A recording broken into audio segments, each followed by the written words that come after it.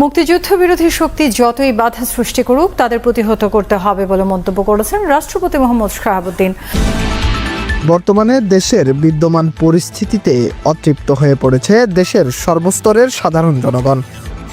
বাংলাদেশ সেনাবাহিনীর দায়িত্বরত সেনাপ্রধান জেনারেল ওয়াকারুজ্জামান এবং রাষ্ট্রপতি মোহাম্মদ শাহাবুদ্দিন খুশি মনে দেশের দায়িত্ব তুলে দিয়েছিলেন অন্তর্বর্তীকালীন সরকারের প্রধান উপদেষ্টা ডক্টর মোহাম্মদ ইউনূসের হাতে।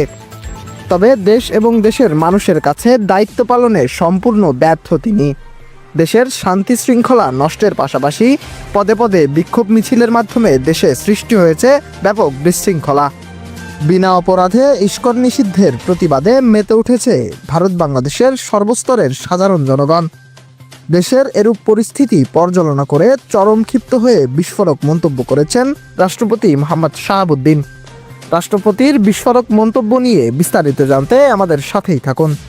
দেশের এরূপ পরিস্থিতি পর্যালোচনা করতে গিয়ে রাষ্ট্রপতি বলেন, অকৃতজ্ঞ অন্তর্বর্তীকালীন সরকার দিয়ে দেশ চালানো কোনোভাবেই সম্ভব না। দেশের এরূপ পরিস্থিতি পর্যালোচনা করতে গিয়ে রাষ্ট্রপতি বলেন, অকৃতজ্ঞ অন্তর্বর্তীকালীন সরকার দিয়ে দেশ চালানো কোনোভাবেই সম্ভব না। তাই দেশ এবং দেশের মানুষকে বাঁচাতে পুনরায় সাবেক প্রধানমন্ত্রী শেখ হাসিনাকে দেশে ফিরিয়ে আনা অত্যন্ত জরুরি। সেই সাথে শেখ হাসিনাকে দেশে ফেরাতে জাতিসংঘে আপিল করতে চান রাষ্ট্রপতি মোহাম্মদ